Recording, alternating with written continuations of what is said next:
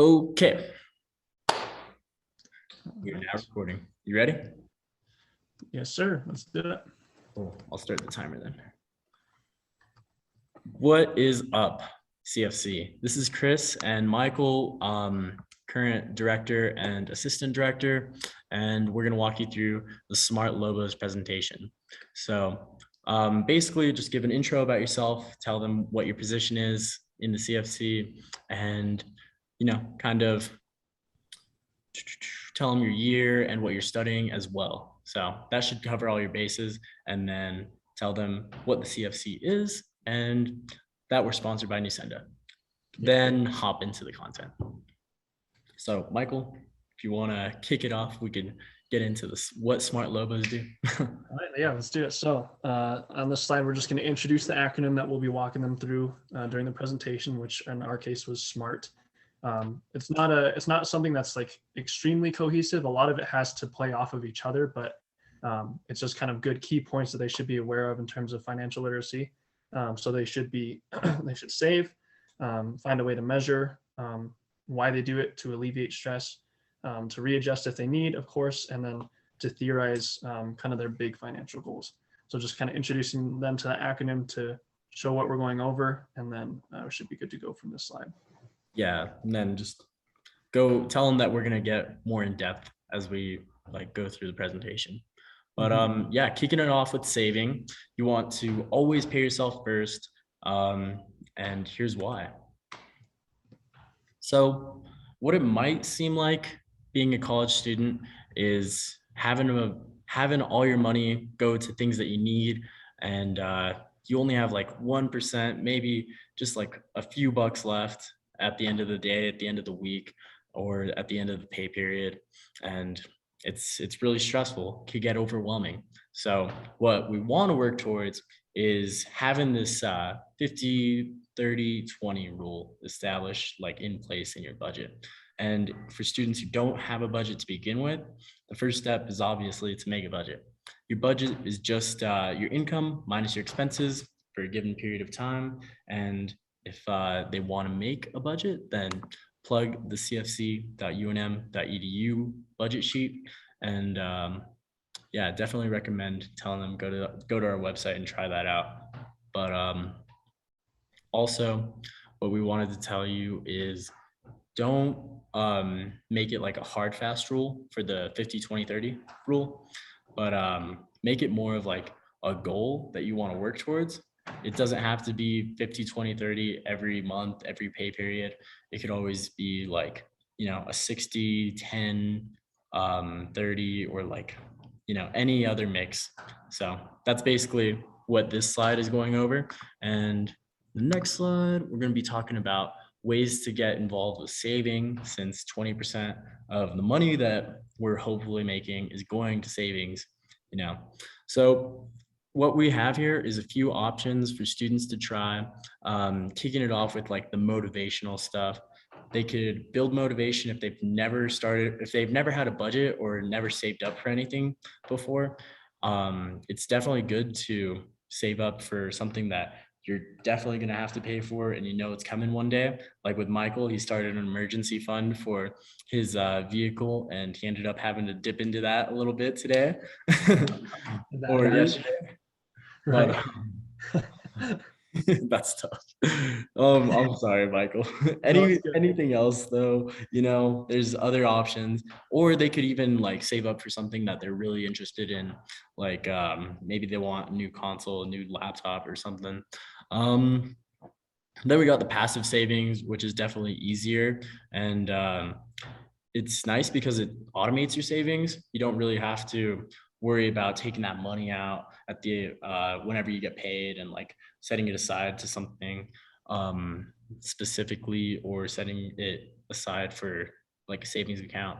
So that's why people might opt for that one. But the best one, in me and Michael's opinion, or Michael and I's opinion, is active saving, because it can be hard. It requires a ton of discipline, but at the end of the day, it's the most rewarding, because you're maintaining your accountability, and you're staying on top of the things that you got to pay. And all your finances. So definitely tell them what all that means. Then the next thing we want to talk about along with savings is measuring and keeping track of the income and expenses. So once you make that budget, you got to measure and make sure that, you're on the right path. So the methods for measuring can be either automatic or manual. And this is where those like apps come in that were on the last few slides or a few slides ago. And with automatic measuring, you could basically just link your bank accounts to a single app that goes in there and just extracts all the data and makes sure that it has like all your expenses accounted for and all your income accounted for. And one app for this that we'll talk about on the next slide is shoot, I guess I'm getting ahead of myself. Let me continue talking about automatic and manual measuring.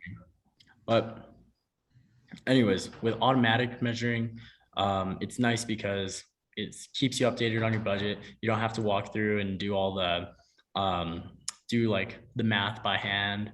You don't have to make sure that you accounted for every single thing. It keeps it real easy for you to use. And with manual, we want to just like make sure we're accounting for all of our expenses. All the stuff that I said that you're saving yourself time with on automatic is basically what you're going to be doing for manual. So that's why it's better to use like these automatic ones sometimes. Like for me, I use Intuit Mint. I'm real biased on this one. The mobile banking apps, some of them will help you out and like do it for you. But if you want to do it manually, you could always create your own budget on pencil and paper, or a spreadsheet software. And if you're like Michael, you'll use the Good Budget app. And I don't know, Michael, you want to tell them a little bit of your experience with the Good Budget app? Yeah, so for this slide in particular, it's another mobile app that you're able to use. But in this case, Good Budget does not link to your bank accounts, so it's not going to update that information automatically. So it's using the manual kind of active saving type of technique almost, but just in a different format there. Exactly. And that's all we have for like the saving measuring stuff. And now Michael's going to talk to you guys or introduce you to the alleviating section. Yeah, so for this one here, we have here like using some examples other than finance that you might be able to tie it to, but essentially saying that if you have kind of this stress surrounding a certain part of your life, the longer you leave it there, the more it's going to hurt, the more tiresome it's going to become. So acting quickly and addressing it while you can is going to be kind of the best thing for you to do. So that's kind of what we're going for on the alleviate section here. So then on the next slide here. Sorry. No, you're all good. This is good. So on the next slide here, we just have a study, just kind of showing people kind of the numbers behind a lot of this stuff here, where it says 77% have reported anxiety with their financial situation, that 58 feel that finances control their lives. So it's just really showing the audience that if they are feeling in a tight spot with their finances, that they're not alone. That it's not extremely uncommon, and they're not doing anything particularly wrong. It's just it's a common thought process surrounding the stress that you can feel with your finances because it's so involved in our daily lives. And of course, this can lead to really negative things, feelings of fatigue, difficulty concentrating at work, trouble sleeping. So knowing how big of a situation it is, and knowing that there's a lot of people that are feeling the same way, what are some steps we can do to kind of work towards being out of that? Going on to the next slide though, in terms of other things, right? So we're saying that in this case, they might be attributing a lot of their energy, and there might be a lot of stress surrounding their finances. But in their new environment at UNM, there's a lot of different things that we would much rather focus our attention on. That could be just purely your studies, whatever you're pursuing in your major, anything like that. Any type of personal or professional development, either through meeting faculty, starting to work with firms in the field or anything like that. And of course, just relationships that you're building throughout college, like I said, with faculty, with other students, with other families, with the community, whatever that might be. We want to gear them towards why we're acting quickly in our finances, because we want to devote all of our time and attention, if possible, to these important things, rather than having to worry about their finances. So then going over, no, all Sorry, good. I tapped it twice. No, you're all good. Yeah, yeah. So then going on to what we can do, once again, kind of going back to building a budget, we would mention it here. This will be our second time mentioning it, but you may be using something like the CFC budget on the website, or using some of those apps, just to kind of get a big picture of their finances. And of course, we can address that talking with finances, or talking about finances, can be kind of taboo amongst whoever, whatever backgrounds they're coming from, or it could just be taboo for their generation, right? So kind of trying to break that hesitancy with them is going to be really important. So you can refer them to talking with friends, with family members, of course, saying that they can come to us for any conversation that they'd like to strike up about what their finances are looking like, or maybe the spot that they're in, and kind of give them that notice that, hey, like, you can talk about this stuff and we can work through it. So that's what we're going to talk about on that slide. Then going into the readjust section. So this is assuming that we have systems in place, that we're acting on our finances, we're measuring stuff, we're just trying to save money when we can. We understand why we're doing it. Once we've kind of employed a little plan going, then we're just going to like review and readjust if necessary. So that's what this section is going to be all about here. Exactly. So then you can say, well, there's really two ways to do that. If you found yourself kind of still stuck in a tight spot, then there's one of two things you can do. You can either lower your expenses, or you can increase your income, right? So then we can say here, kind of plug just a couple different things, maybe some different start branching out, thinking of different activities that you might have not thought of doing before, doing some what's the word? Frugal. That's what I was looking for. Doing some more frugal activities like thrift shopping, or taking advantage of the various reward programs and student discounts that they're now available for. But really doing research in terms of like where you can save by lowering some of those expenses. And then the next slide here, just introducing them to some types of income. So we don't want to assume that they're extremely familiar with any of these. So I think it's important just to kind of point them all out individually. So point them towards the FAFSA, which is the free application for federal student aid. That way they can kind of do a big assessment of their financial status and see if they're available for any of that. Refer them to different scholarships. So they're probably they might be aware of some of the scholarships and grants, especially for other smaller campuses or stuff that's offered directly through the university, but also referring to college or each school specific or major specific scholarships. Of course, also resource centers that offer scholarships, and then different types of associations in ASUNM that can offer some financial relief as well. Of course, plugging jobs here and there. I think a good point for this too is that the fact that we could also be able to plug career services in this point as well, because they have services for students where they can do resume reviews, they can do mock interviews, kind of helping them get to whatever that job is they're looking towards, whether that's on campus or off campus. So a good resource there for them. And then of course there are student loans that they can take. Okay. So yeah, we're good on this slide here. And then the last section that we introduced at the beginning that we'll now be diving into is theorize. And this is kind of more of just the why, not exactly what or how, but why we're doing the things that we're doing, why we're starting to think about and talk about finance and stuff like that. This is kind of what more of this section pertains to as well. So on the next slide here, we have kind of just trying to get them thinking, trying to get them thinking exactly not only maybe what they're here in school for, but what their long-term financial goals might look like. I know for a lot of people, it's just some sort of travel or self-exploration. They don't want to be bounded by monetary boundaries in terms of going and exploring the world, exploring new cultures, new cities, stuff like that. So you can stress that point. Of course, there's also just the comfort of not having to worry about your financial situation. That's something that we all, I think, want to strive towards in terms of that. But also there's giving back as well. So if you make it out really good and you're doing these good things and you're you got all these good behaviors and good habits built. Giving back either through your time or through your finances, either to your community, to your family. But giving back in some sort of capacity, I think, is a big goal for a lot of people as well. So then moving on to the next slide, you got them thinking about it, and now it's just a matter of kind of saying, hey, so it's always good to think about that and have that in mind as motivation, but the more important thing is to actually set them and strive towards those goals. So that could be in writing it down. That could be in kind of putting a reminder on your phone or on your fridge, somewhere you look pretty often. But just reminding yourself, putting it in stone, saying these are the goals that I have set for myself financially. Whether that's reaching some sort of financial freedom, whether that's saving up for that really nice trip that I want to go on, anything like that.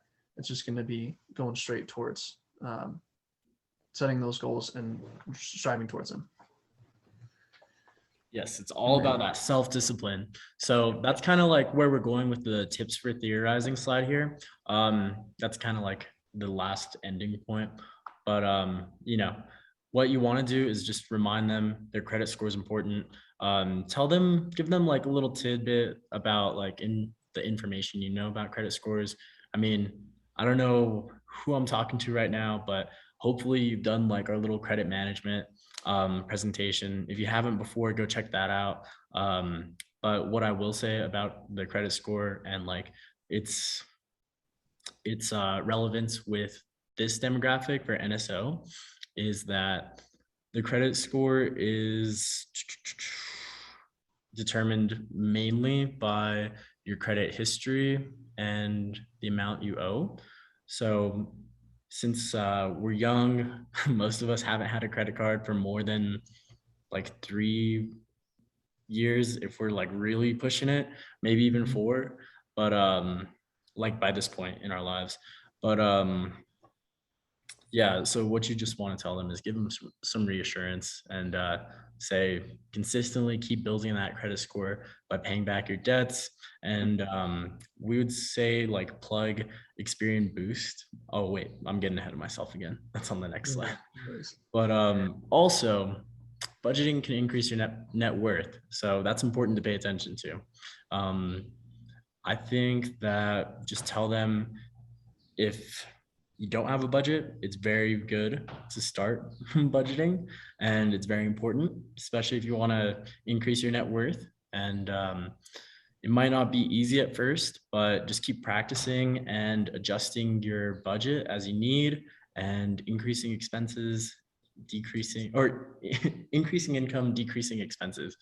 And lastly, just remind them to stay disciplined again and stay committed to those goals, because if you lose sight of the goals, then you're never going to reach them.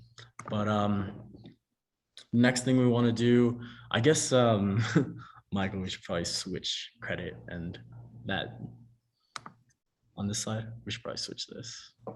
Okay. So yeah, kind of like segue it. Okay, we're going to segue it for you. So by the time you're looking at this, that will be completely irrelevant. Anyways, back to what we're talking about with credit. You kind of want to introduce them to some alternatives aside from just like your standard credit card. Paying back student loans, it's very important, and it will have an effect on your credit. So as long as you're making the minimum payment on your student loans or any debt payments that you take out, even like a small credit builder loan that you might get for maybe an emergency expense, that will still impact your credit. So just tell them anything they do with debt and taking out money will impact their credit. Also, they could become an authorized user, which means like if someone trusts them enough, they can give them access to their account, and they'll probably have like a deal in place, like to pay them back whatever their expenses are. And then lastly, plug Experian Boost. This is the big one, dude. It takes your rent and a bunch of other expenses that you have and might not be considered for your credit score, and it takes them into account as well. So it's a nice way to potentially boost your credit score a little bit. Then lastly, make sure you're talking to them about our services. and plug in the workshops that we're going to have. So we do scholarship workshops. We have 4 every semester. At the scholarship workshops, we provide financial relief by giving away at least $100. And we also do giveaways on the Instagram. So make sure you plug the Instagram so people could partake in our giveaways. Lastly, you want to plug our one-on-one financial consultations for the fall. And in the spring, we do tax assistance. And if there's anything that like people need help with and we're not really the center for that, then we have like a pretty good network on campus. So we could just point them in the right direction. Right. Yes. And then as far as New Sender Credit Union, they are our sponsors. So we like to plug them. They run on the power of we. This is basically their mission, and they're continually trying to improve on our community or improve our community and be like the #1 lender in our community. And they've done a pretty good job of that, I'd say. Mm-hmm. The services they offer are Breeze accounts, which are focused on students. They're no fee accounts. And if you get a Breeze account, you can get the Lobo Louis card, which you might see some of your friends flashing around. They're pretty slick. I like them. And then the student and family resources that we have, they have them, but with financial professionals rather than just your peers who are studying finance. And they're also always putting the community first, as I said. If you look around town or around the city, you could see a bunch of crazy stuff that Nusenda is like paid for or sponsored. One of the, like my favorite ones is like the stadium they have out on the west side of town, kind of near like southern Rio Rancho. Like I don't know how to describe it, but it's pretty cool. They also have a location in the Student Union building and across the street on the other side of campus. What is that street called? Lomas? Lobos. Yeah, on the other side of Lomas. So they got 2 locations really close for students if you're a commuter or if you're an on-campus student. So definitely take advantage of that. And lastly, take advantage of their financial capabilities website. This is a cool little site. It's nusenda.teachbonsai.com/wellness. And if you're interested in, I don't know, anything financial as far as personal finance, it could be investing, it could be maybe saving up for college while you're in college, stuff like that. Definitely just check it out. There's a bunch of cool like things that I'm missing out on because I'm still on the investing one. But yeah, check that out. And then follow us on Instagram. Like I said, we do giveaways. You can stay updated about our scholarship workshops. And I don't know, that's really it. If you want to schedule a one-on-one financial consultation with us, go to our website, cfc.unm.edu. And that's it. As a closing note, I just wanted to say to presenters, we went over because we were explaining a lot of stuff, but make sure that you do not go over the 20-minute time limit because it's a hard time limit for NSO. If you go over by like, well, if you are about to go over it, they'll just cut you off. Let me just put it like that. But yeah, that's all we have for tips. Michael, any other tips? No, other than that, I think we should be good to go. So yeah, the most important thing with this is this kind of provides like a model not only for the students but also for you to kind of follow. But in this case, the most important thing too is kind of putting your own personal spin on it. So any examples you have that you think you could fit in well, that tie in well with anything like that, like with my car example and paying for all that maintenance stuff. It really makes it a more personable connection. I think it sends a stronger message as well. So anything like that you think you could tie in would also be great. But also, yeah, I think we're gonna do just fine. I think we're gonna do some good work. So let's do it. Great job. Good luck with NSO, and we'll catch you later. All right. All right. So let me stop the recording.